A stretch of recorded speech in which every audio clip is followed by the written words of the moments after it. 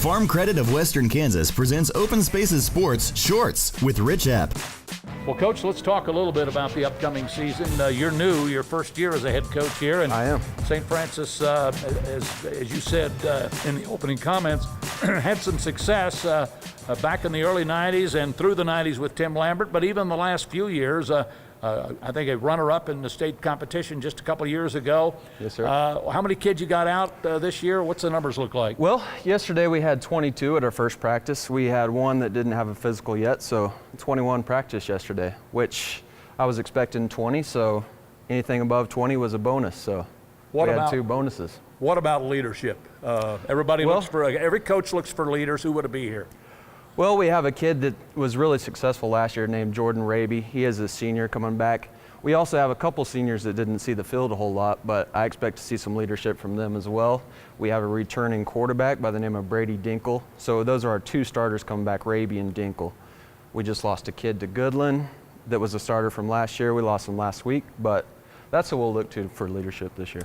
As you analyze your schedule and you look through that schedule, of course, everybody looks toward district play, and you lead up to that. This has been a pretty competitive district over the last few years between St. Francis and Rollins County and Hoxie.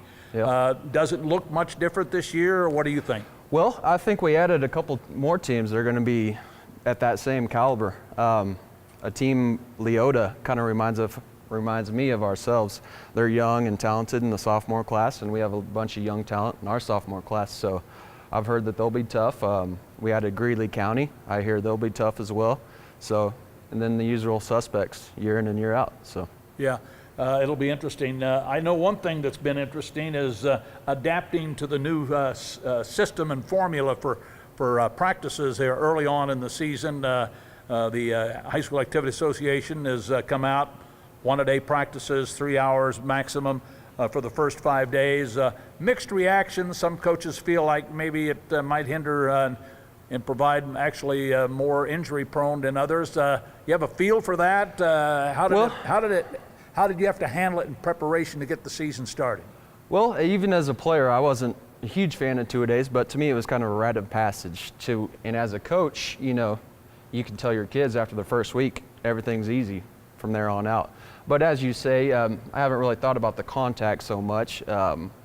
We'll hit a couple days a week, but I'm not a big hit all week long, wear the kids out. I want them to be fresh on Friday nights, so I hope that doesn't become an issue, like you mentioned. Okay, well listen, welcome to St. Francis. Good luck to you in your first year as the head football coach of the Indians, and we'll follow you on OpenSpacesSports.com. Well, thank you, sir. Thanks for having me. All right, Coach Fawcett here with us on Open Spaces Sports, brought to you in part by Farm Credit of Western Kansas, many businesses throughout the St. Francis area as well. Rich Epp for OpenSpacesSports.com.